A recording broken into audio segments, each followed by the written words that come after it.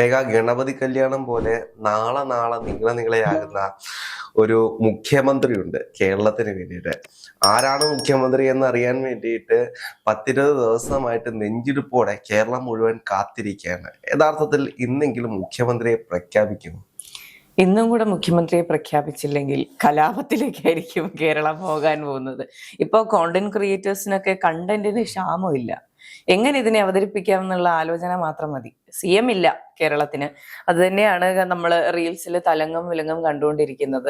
കോൺഗ്രസ് രാഷ്ട്രീയം പറഞ്ഞ എല്ലാവരുടെയും ഇൻബോക്സുകളിൽ പല പാർട്ടിക്കാരുടെയും അതുപോലെ തന്നെ കോൺഗ്രസ്സുകാരുടെയും ചോദ്യമാണ്, എന്തെങ്കിലും ആവുമോ, നമുക്കൊരു മുഖ്യമന്ത്രി ഉണ്ടാവുമോ? ഏറ്റവും വലിയ ട്രോൾ എന്ന് പറയുന്നത് ഇന്നലെ ജയറാം രമേശ് പുറത്തേക്ക് വന്ന് മാധ്യമങ്ങളുടെ മുന്നിൽ നിൽക്കുമ്പോൾ ഇങ്ങനെ കേരളം ഇങ്ങനെ മുൾമുനയിൽ കാത്തു നിൽക്കുകയാണ്. ഇപ്പോൾ അദ്ദേഹത്തിന്റെ വായിൽ നിന്ന് VD സതീശൻ എന്നോ രമേശ് ചെന്നിത്തല എന്നോ KC വേണുഗോപാൽ എന്നോ ഒരു പേര് വീഴും. അങ്ങനെ കേരളത്തിന് ഒരു മുഖ്യമന്ത്രി ഉണ്ടാകുന്നു എന്നുള്ള പ്രതീക്ഷയിൽ നിൽക്കുമ്പോൾ അതിപ്പോൾ പ്രഖ്യാപിക്കാൻ പറ്റില്ല എന്ന് പറഞ്ഞ് അത്യാവശ്യമായിട്ടൊരു കാര്യം പറയാനുണ്ട്. പക്ഷെ ഇപ്പൊ പറയാൻ പറ്റില്ല എന്ന് പറയുന്ന പോലെ നാളെ പ്രഖ്യാപനം ഉണ്ടാകും, നാളെ അറിയിക്കാം. അല്ല, അതിനകത്ത് മറ്റൊരു രസമുണ്ട്. ഇന്നലെ തൊട്ട് ഞാൻ നോക്കുമ്പോൾ എല്ലാവരുടെയും സ്റ്റാറ്റസ് എന്ന് പറയുന്നത് നമ്മുടെ സുധാകരൻ ഉണ്ടല്ലോ, കെ സുധാകരൻ മറ്റേ മാധ്യമങ്ങൾ ഇങ്ങനെ ചോദിക്കുമ്പോൾ ഇന്നൊന്നുമില്ല മക്കളെ, കട്ടൻ ചായം കുടിച്ചിട്ട് പോയി കിടന്നുറങ്ങി, ഒന്നും പറയാനില്ല മക്കളെ, കട്ടൻ കാപ്പിയും കുടിച്ച് പോയി കിടന്നുറങ്ങിക്കോളി. അതാണ് ഇന്നലെ തൊട്ട് എല്ലാവരുടെയും സ്റ്റാറ്റസ്. അപ്പോ കോൺഗ്രസ് ക്യാമ്പുകൾ തന്നെ വളരെയധികം വിഷമത്തിലാണ്, നിരാശയിലാണ്. ഇത് ഒന്നും പറയാനില്ല. ഒന്ന് ആലോചിച്ച് നോക്കൂ. ഈ കഴിഞ്ഞ 10 വർഷത്തെ ഭരണം വേണ്ട എന്ന് പറഞ്ഞ് അതിനു വേണ്ടിയിട്ട് നമ്മൾ എത്രയോ കോൺഗ്രസ്സുകാരും അതുപോലെ തന്നെ മാധ്യമ പ്രവർത്തകരും ഒരു ഭരണത്തിൽ ഒരു ചേഞ്ച് ഉണ്ടാകണം, ഇനി ഒരു തുടർ ഭരണം വേണ്ട എന്നുള്ള നയം എടുത്തുകൊണ്ട് രാഷ്ട്രീയം പറയുന്നു, ഇതിനു വേണ്ടി സംസാരിക്കുന്നു. അതുപോലെ തന്നെ കോൺഗ്രസ്സുകാർ അതിന്റെ പ്രവർത്തകരൊക്കെ അഹോരാത്രം പ്രയത്നിച്ച് ഒരു 102 സീറ്റ് എന്നുള്ള റെക്കോർഡ് വിജയത്തിൽ UDFനെ കൊണ്ടെത്തിച്ചിട്ട് ഇങ്ങനെ നിൽക്കുകയാണ്. അതുപോലെ തന്നെ പൊതുജനവും ഇത്രയും അധികം പേർ വോട്ട് ചെയ്ത് ഒരു സർക്കാർ വേണമെന്ന് ആഗ്രഹിച്ച് നിൽക്കുമ്പോൾ ഈ നേതൃത്വം എന്താണ് കാണിക്കുന്നതെന്ന് ചോദിക്കേണ്ടി വരും. ഞാൻ ഇന്നലെ VD സതീശന്റെ വീട്ടിലുണ്ടായിരുന്നു. അപ്പോൾ നമുക്കറിയാം രാത്രി ഒരു 8 മണിയായിട്ടും 7 മണി കഴിഞ്ഞിട്ടും ആരും പ്രഖ്യാപിക്കുന്നില്ല. അവസാനം ആയപ്പോഴത്തേക്കും പല ആളുകളും രാഹുൽ ഗാന്ധി വരെ ചീത്ത വിളിക്കുന്ന ഒരു സാഹചര്യത്തിലേക്ക് പോയി. ഹൈക്കമാൻഡ് ഉണ്ടാക്കി വെച്ചേക്കുന്നവന്മാരൊക്കെ ടെൻഷനല്ല. ഹൈക്കമാൻഡ് എന്ന പേര് കേൾക്കുമ്പോഴേ തലവേദന. അവിടെ ഒരു ആളുകളെല്ലാം ഇങ്ങനെ ടെൻഷൻ അടിച്ച് കിടക്കുവാണ്. VD സതീശ് ആവോ, ഇനി വേറെ എന്തെങ്കിലും ട്വിസ്റ്റ് അവസാന നിമിഷം സംഭവിക്കുമോ, ഇങ്ങനെ ആളുകളെല്ലാം വളരെ ഭയങ്കര ടെൻഷനാണ്. അതെ, കേരളത്തിൽ നടക്കുന്ന ഏതൊരു കാര്യത്തിനാണെങ്കിലും നമുക്ക് മാധ്യമ പ്രവർത്തകർക്കോ അല്ലെങ്കിൽ ഇതുമായിട്ട് ബന്ധപ്പെട്ട് നിൽക്കുന്ന ആൾക്കാർക്ക് ഒരു ക്ലൂ കിട്ടും. ഇതായിരിക്കും നടക്കാൻ പോകുന്നത്, നമ്മുടെ ഔട്ട്കം ഇതായിരിക്കും. നമ്മൾ ആ പ്രഖ്യാപനത്തിന് വേണ്ടി വെയിറ്റ് ചെയ്യുക എന്നുള്ളൊരു ഇത് മാത്രമേ ഉണ്ടാവൂ. ഒരു ക്ലൂ ഇല്ല. VD സതീശൻ അനുകൂലികൾ പറയുന്നു, VD സതീശന്റെ വീട്ടിൽ തടിച്ചു കൂടിയ ജനങ്ങളെ രാഹുൽ നേരിട്ട് കണ്ടതാണ്. അതുപോലെ തന്നെ നമ്മൾ TV-യിലൂടെ കാണുകയാണ് രമേശ് ചെന്നിത്തലയുടെ വീട്ടിലും അതുപോലെ KCയുടെ വീടിന് മുന്നിലും ഒക്കെ ആയിട്ട് ഒരുപാട് മാധ്യമങ്ങളും അതുപോലെ തന്നെ പ്രവർത്തകരും പൊതുജനവും എല്ലാം ഇങ്ങനെ കാത്തിട്ട് നിൽക്കുകയാണ്. 3 സ്ഥലത്ത് എവിടെയെന്നറിയാതെ കാത്തു നിൽക്കുന്ന കുറെ മനുഷ്യർ. ഒരു ക്ലൂ ഇല്ല എന്താണ് ചെയ്യാൻ പോകുന്നത് എന്നതിനെ പറ്റി. ഇന്നലെ 10 ദിവസം, ഇന്ന് 11ാമത്തെ ദിവസവും ഈ കാത്തിരിപ്പ് ഇങ്ങനെ തുടരുകയാണ്. അതുപോലെ തന്നെ ഇത്രയും ആൾക്കാർ ചോദ്യത്തിന്റെ മുനകളിൽ നിൽക്കുകയാണ്. അതുപോലെ തന്നെ അന്യ സംസ്ഥാനത്തു നിന്നുള്ള ആൾക്കാര് നമ്മൾ ഈ ട്രോളുകളിൽ കാണുന്നുണ്ട്. നമ്മൾ എന്തെങ്കിലും തമിഴ്നാടിനെ കുറ്റം പറയുകയാണെങ്കിൽ അതിന് നിങ്ങൾക്ക് CM ഉണ്ടോടാ എന്ന് ചോദിച്ചാൽ തീർന്നു, പിന്നെ ഒന്നും പറയാനില്ല. അത്രയും അപഹാസ്യമായ രീതിയിൽ മലയാളികളെ കൊണ്ടെത്തിച്ച് നിർത്തിയത് ഈ ഹൈക്കമാൻഡ് എന്നുള്ള ഒരു ഒറ്റ വാക്കാണ്. സ്വാഭാവികമായിട്ട് അവർക്കും പ്രഷറുണ്ട്. 3 നേതാക്കന്മാർ, 3 ക്രെഡിബിൾ ആയിട്ടുള്ള നേതാക്കന്മാരാണ്. 3 പേരെയും മാറ്റി നിർത്താൻ കഴിയില്ല.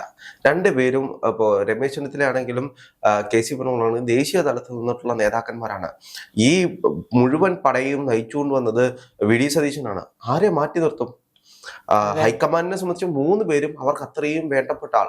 ഒരാളെ മാറ്റിക്കഴിഞ്ഞാൽ 2 പേർക്കും വിഷമമാവും, ആ 2 പേരെ സ്നേഹിക്കുന്ന ജനങ്ങൾക്കും വിഷമമാവും. അപ്പോൾ വലിയ പ്രഷറിലാണ് ഹൈക്കമാൻഡ് ഉള്ളത്. നമ്മൾ ഇവിടെ ഇരുന്ന് പറയുന്ന പോലെയല്ല. ഹൈക്കമാൻഡ് വന്നിട്ട് VD സതീശൻ, KC വേണുഗോപാൽ, രമേശ് ആരെങ്കിലും പേര് പറഞ്ഞിട്ട് പോകുകയല്ലോ.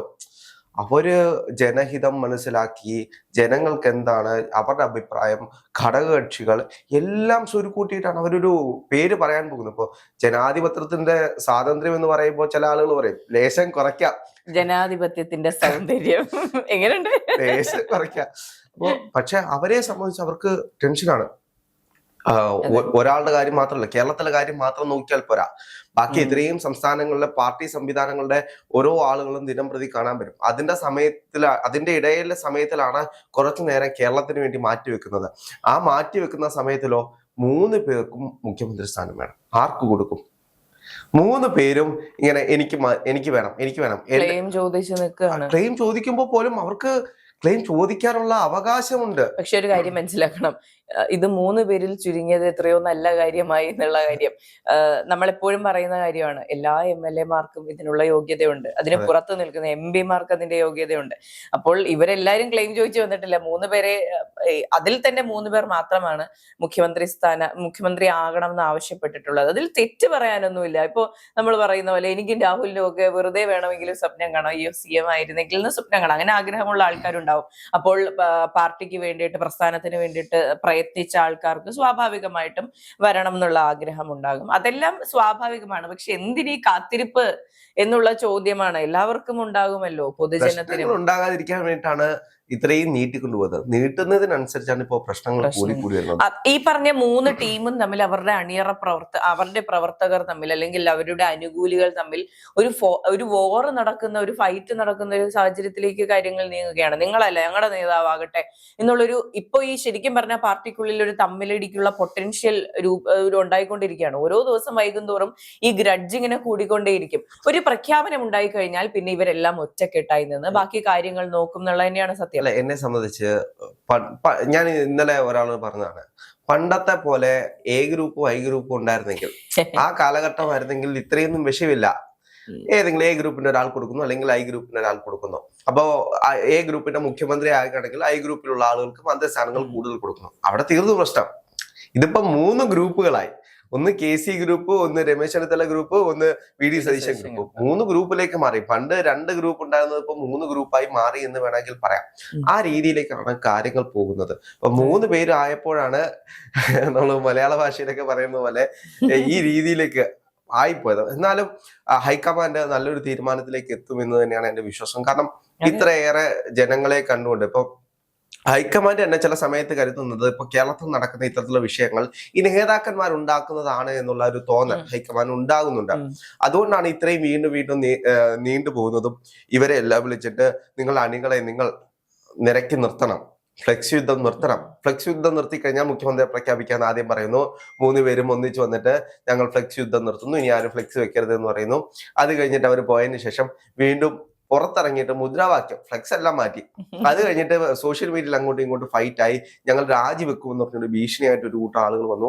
ഹൈക്കമാൻഡിനെ സംബന്ധിച്ച് അവർ ഏത് സ്റ്റാൻഡ് എടുക്കുമെന്ന് ഇപ്പോഴും അവർക്ക് ചിന്തിക്കാൻ കഴിയാത്തൊരവസ്ഥയിലാണ്. ആരുടെയെങ്കിലും പേര് പറഞ്ഞു പോയി കഴിഞ്ഞാൽ ഇപ്പുറത്തെ സൈഡിൽ നിന്നും വലിയൊരു ഒഴുക്കായിരിക്കും, അല്ലെങ്കിൽ വലിയൊരു പൊട്ടിത്തെറിയായിരിക്കും ഉണ്ടാകാൻ പോകുന്നത്. പല പ്രവർത്തകരും ഇന്നയാളെ മുഖ്യമന്ത്രിയാക്കിയാൽ ഞാൻ ഇനി പാർട്ടിയിൽ തുടരില്ല, അംഗത്വം തന്നെ രാജിവെച്ച് പോകും എന്ന് പറയുന്ന ഒരു സാഹചര്യത്തിലേക്കും കാര്യങ്ങൾ പോകുന്നുണ്ട്. എന്തുതന്നെയായാലും ഇപ്പോഴത്തെ വസ്തുത പരിശോധിക്കുകയാണെങ്കിൽ പൊതുജനം പറയുന്നത് VD സതീശൻ മുഖ്യമന്ത്രി ആകണം എന്ന് തന്നെയാണ്.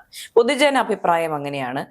പക്ഷേ ബാക്കി കാര്യങ്ങൾ പരിശോധിക്കുകയാണെങ്കിൽ സീനിയോറിറ്റി, അതുപോലെ തന്നെ ബാക്കി ഏകോപന സംബന്ധമായ കാര്യങ്ങൾ ചെയ്യുമ്പോൾ രമേശ് ചെന്നിത്തലയ്ക്കും KC വേണുഗോപാലിനും അനുകൂലികളുണ്ട്.